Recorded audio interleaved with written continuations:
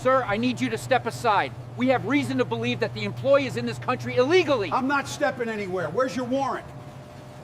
3 ICE agents walked into Miller's Corner Market on a Wednesday afternoon with the kind of confidence that comes from years of unchallenged authority. They had an anonymous tip, a targeted employee, and the assumption that a small-town grocery store owner wouldn't know his rights or hers. What they didn't anticipate was Robert Muehler, 72 years old, Korean War veteran, former civil rights attorney, and a man who'd spent 50 years running the same store in the same black neighborhood in Richmond, Virginia, watching federal agents come and go with increasing aggression. When Agent Derek Holloway demanded that Muehler hand over his cashier, 23-year-old Amara Johnson, for immediate detention without a warrant, Muehler didn't just refuse. He cited Muehler v. Mena. He invoked the Fourth Amendment. And he turned on every security camera in his store to record what would become a 17-minute standoff that ended with all 3 agents facing federal charges, a $4.7 million civil rights lawsuit, and a legal precedent that would force ICE to rewrite its entire approach to workplace enforcement. The store's 6 HD cameras captured everything: the illegal entry, the warrantless detention attempt, the threats, the assault, and Mueller's calm, methodical dismantling of every justification the agents tried to use. Before we continue, where are you watching from? If this is your first time here, hit that subscribe button. Stories like these need to be shared, and your support helps us bring more truth to light. It was 2:47 p.m. on Wednesday, March 15th.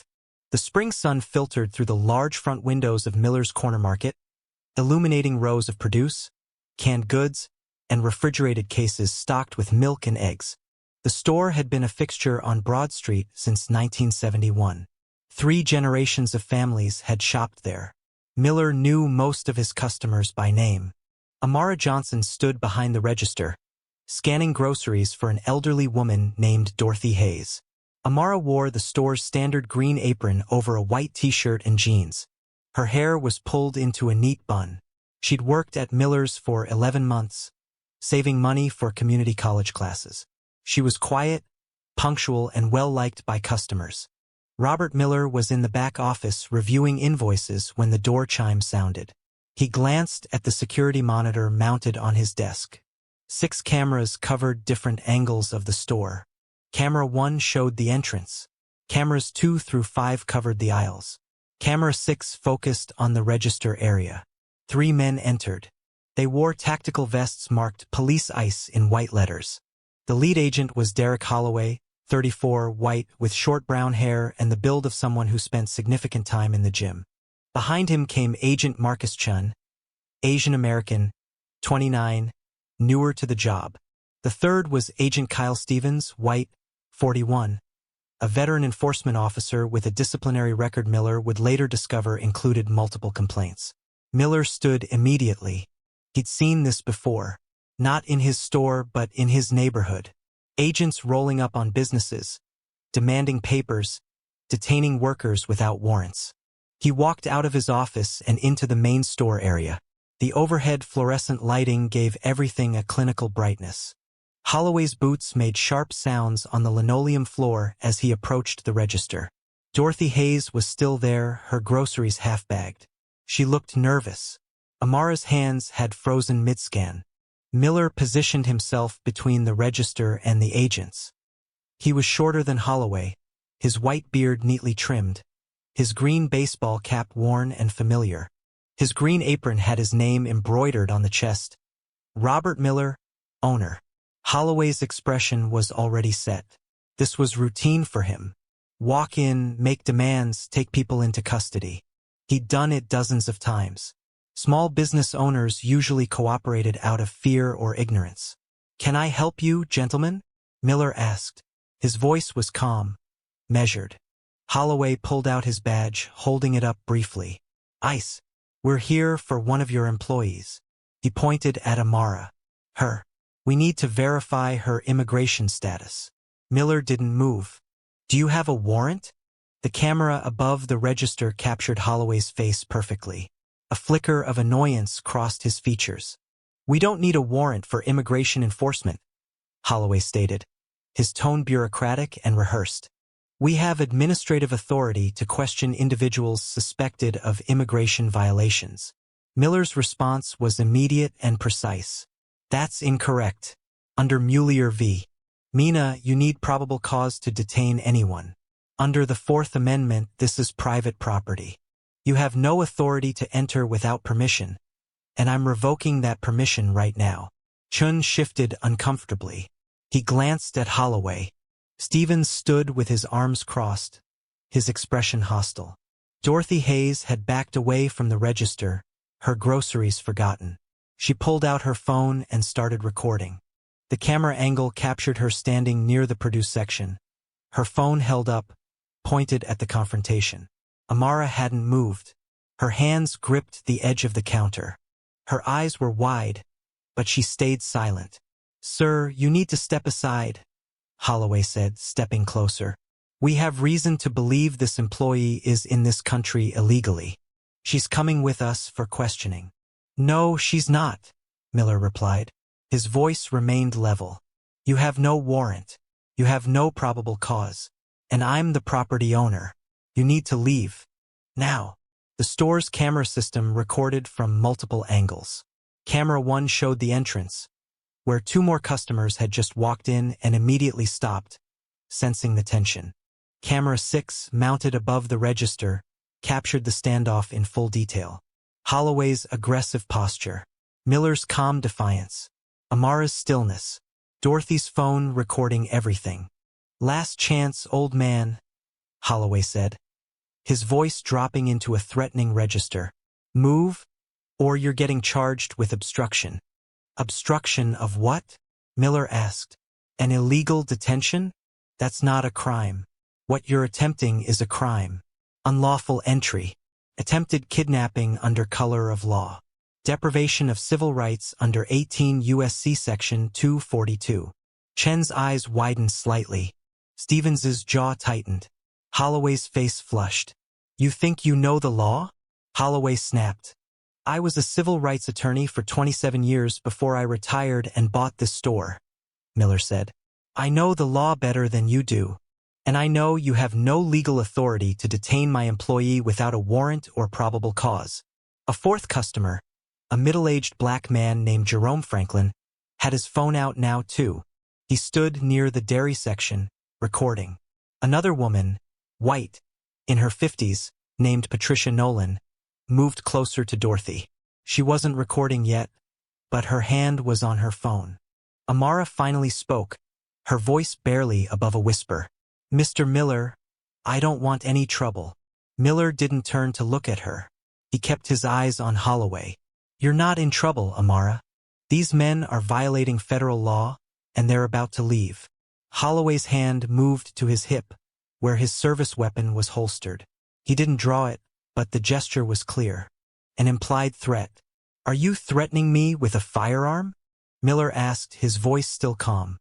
"On camera? In front of multiple witnesses." Camera 6 captured the moment perfectly. Holloway's hand on his weapon. Miller standing still, unarmed, elderly, defiant. The customers with their phones raised. Amara behind the counter, her face showing fear but also something else. Recognition that Miller was fighting for her. Holloway's hand moved away from his weapon, but he didn't back down. "This is your last warning," Holloway said. "Step aside or be arrested." "For what charge?" Miller asked. "Specifically, obstruction of a federal officer." "Obstructing an illegal action isn't a crime," Miller countered. "You have no warrant.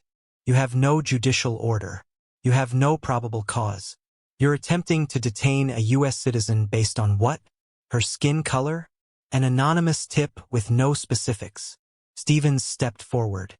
"How do you know she's a citizen? Have you verified her documents?" "I don't need to," Miller said. "She provided documentation when I hired her. Social Security card, birth certificate, state ID, all verified.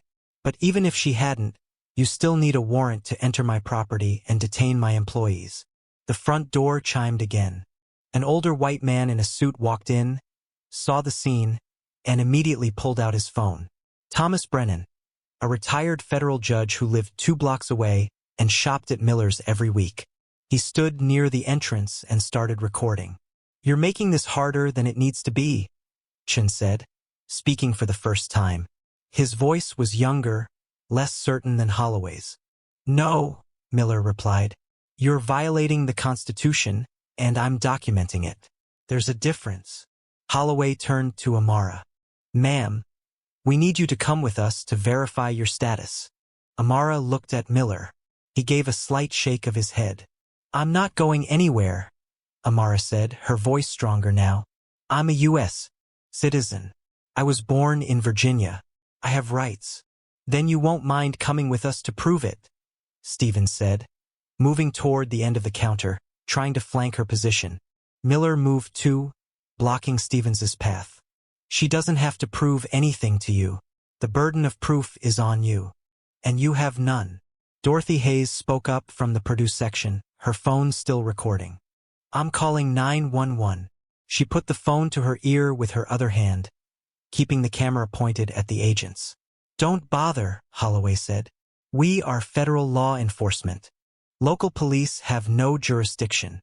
"Actually," Judge Brennan said from the entrance, his voice carrying authority even in retirement, "local police absolutely have jurisdiction over federal agents committing crimes on private property. I'm Thomas Brennan, retired federal judge. What you're attempting is unlawful detention. I suggest you leave before this gets worse." Holloway spun to face Brennan. "Sir, this is federal business. You need to leave." "This is a public business," Brennan replied. "I'm a customer, and as a witness to what appears to be a civil rights violation in progress, I'm staying." The store cameras captured all of it. Multiple angles, clear audio, timestamps running in the corner of each frame. 2:51 p.m., 2:52 p.m., 2:53 p.m. Holloway was losing control of the situation and he knew it. Multiple witnesses, multiple cameras, a retired federal judge, property owner who knew the law, an employee refusing to cooperate. His standard playbook wasn't working. "Fine," Holloway said. "We'll get a warrant." "Good," Miller replied. "You do that, and when you come back with a judicially signed warrant based on actual probable cause, I'll cooperate fully. Until then, you're trespassing." But Holloway didn't leave. Instead, he pulled out his phone and made a call. He stepped a few feet away, speaking in low tones. Chun and Stevens remained in position, watching Miller and Amara. The store had gone completely silent except for Holloway's muted conversation. The customers stood frozen, phones up, recording. Miller remained between the agents and Amara. The fluorescent lights hummed overhead. Holloway ended the call and walked back. "My supervisor is sending over documentation. We're authorized to detain this individual for questioning under Executive Order 14-88, which grants ICE expanded authority in immigration enforcement operations." Miller's expression didn't change. Executive orders don't override the Constitution. And there is no Executive Order 14-88. You just made that up. Judge Brennan's voice cut through the store. "Agent, I'm familiar with every executive order related to immigration enforcement. There is no such order. You just committed fraud under color of law. On camera, in front of multiple witnesses, including a federal judge." Holloway's face went pale, then flushed red. He'd gambled that Miller and the others wouldn't know, wouldn't check, wouldn't challenge him. He'd been wrong. "I misspoke," Holloway said quickly. "I meant executive order." "Stop talking," Miller interrupted. "Every word out of your mouth is another lie captured on video. You have no warrant. You have no authority. You're trespassing. Leave. Now." Stevens stepped toward Miller, closing the distance to less than a foot. He was taller, younger, more physically imposing. An intimidation tactic. "You're making a big mistake, old man." Miller stood his ground. He didn't step back. He didn't flinch. "The mistake is yours, and it's going to cost you your career." Camera 6 captured Stevens's hand moving to Miller's shoulder, making contact, pushing slightly. Not hard enough to knock Miller down, but enough to make it assault. enough to add another federal charge to the growing list. "Don't touch me," Mueller said clearly. "You just committed battery." On camera, Jerome Franklin, still recording from the dairy section, spoke up. "Mr. Mueller, you want me to call your son?" "Not yet," Mueller replied, his eyes still on Stevens. "But have his number ready." Amara's voice was shaking now, but she managed to speak. "Mr. Mueller, who's your son?" "Robert Mueller, Jr., Mueller said calmly. "Deputy Assistant Attorney General, Civil Rights Division, Department of Justice. He's in D.C. today, but I'm sure he'd be very interested in this situation." The words landed like a physical blow. All three agents froze. Holloway's expression shifted from anger to something else. Calculation. Fear. "You're bluffing," Stevens said, but his voice had lost its certainty. "I'm not," Mueller replied. "And I'm also not mentioning that I spent 27 years with the NAACP Legal Defense Fund before retiring, or that I argued civil rights cases in front of the Fourth Circuit Court of Appeals, or that I personally know 3 sitting federal judges in Virginia, or that my daughter is a senior investigator with the ACLU. But none of that matters, because the law is the law regardless of who I am." He paused, letting that sink in. "What matters is this. You entered private property without permission. You attempted to detain a U.S. citizen without a warrant or probable cause. You made false statements about your legal authority. You committed fraud by citing a non-existent executive order. And you just committed battery against a 72-year-old man. All of it captured on 6 different cameras with timestamps and audio."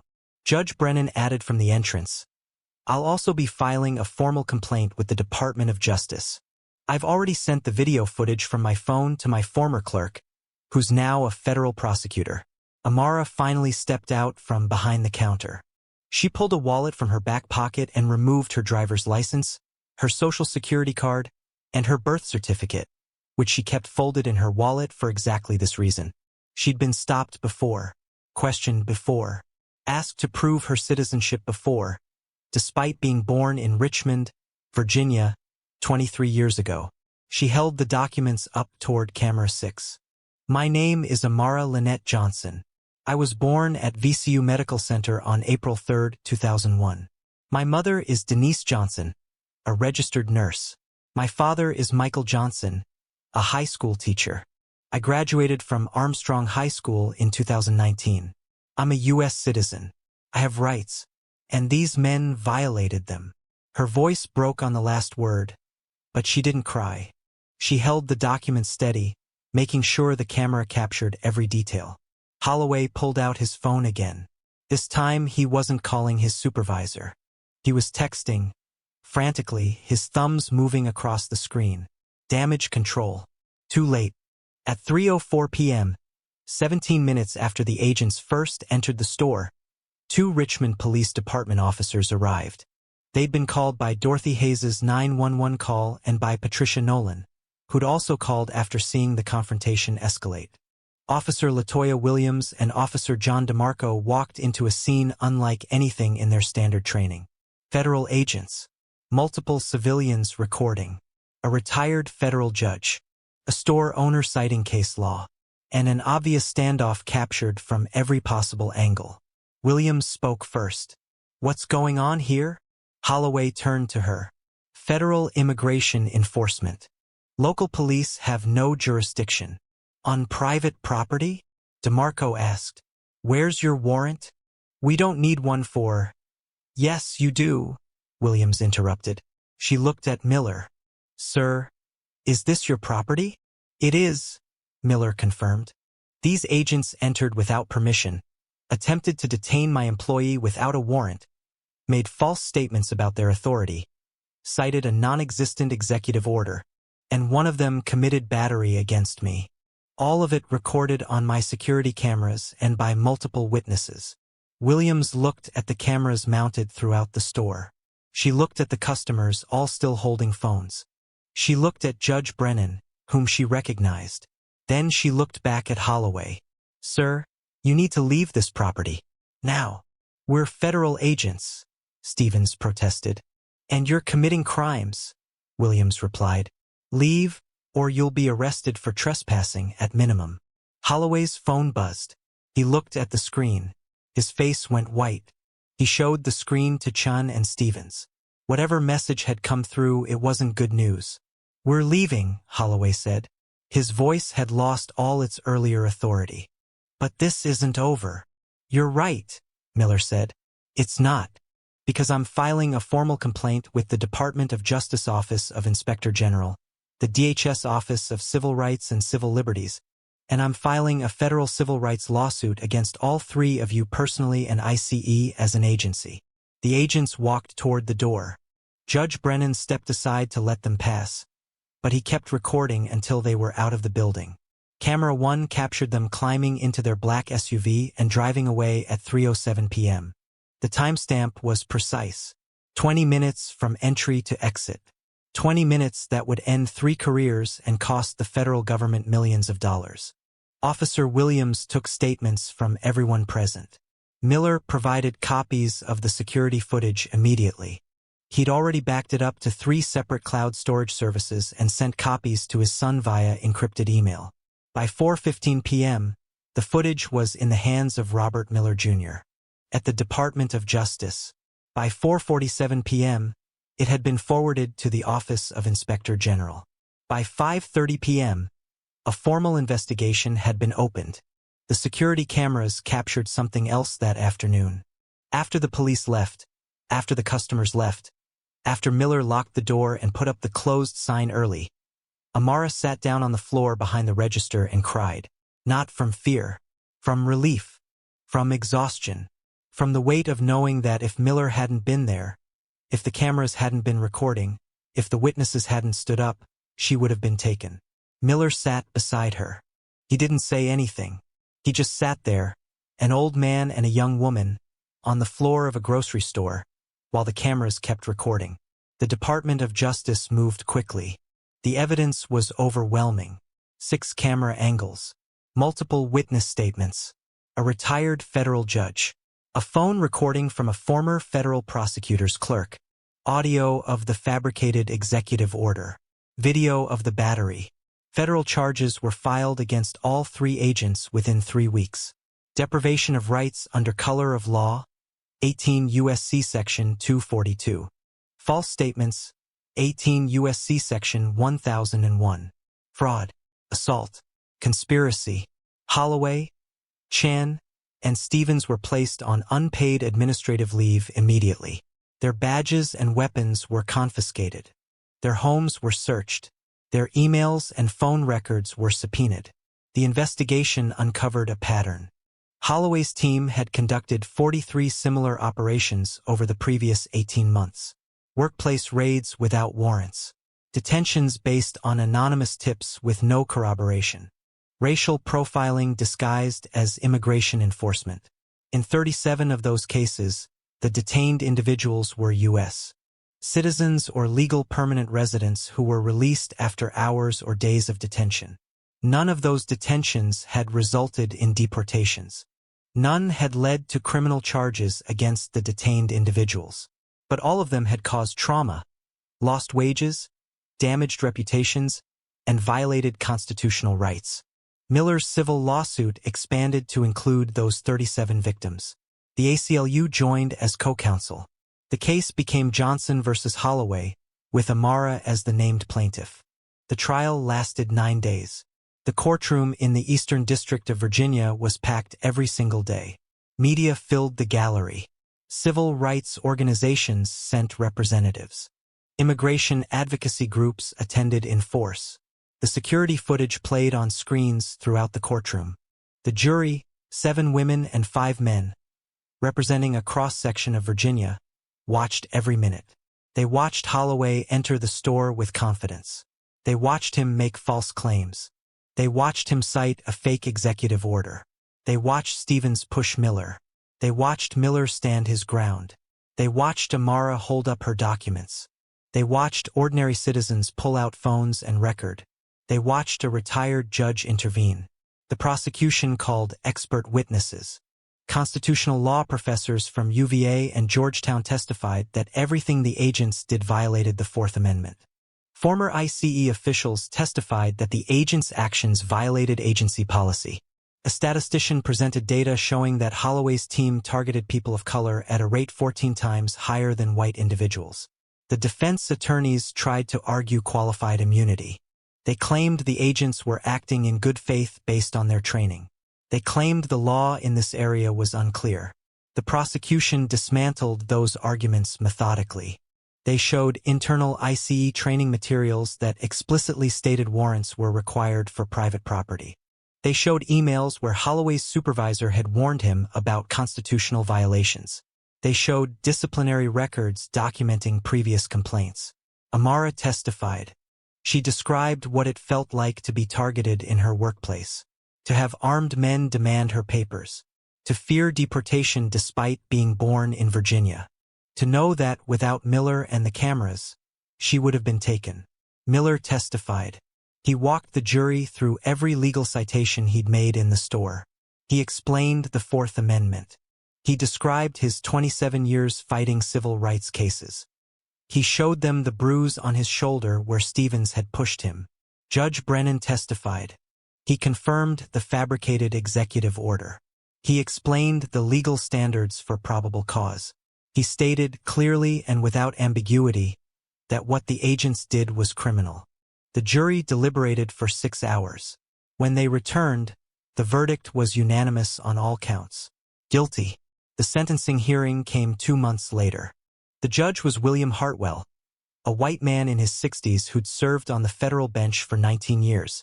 He'd reviewed every piece of evidence. He'd read the victim impact statements from all 37 people Holloway's team had illegally detained.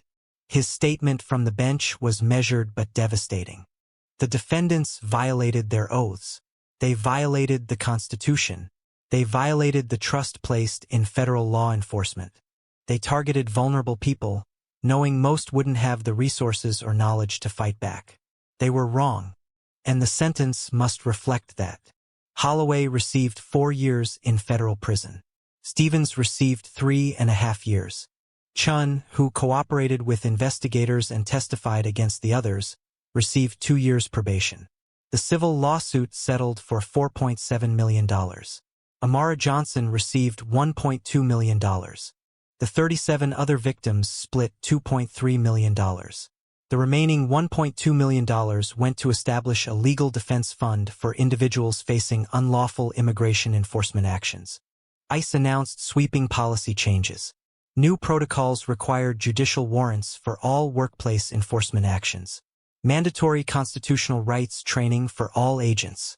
Independent oversight of enforcement operations. A civilian review board to investigate complaints. Whether those changes would be implemented or enforced remained uncertain. Policy announcements are cheap. Cultural change is hard. Muehler's corner market became something larger than a grocery store.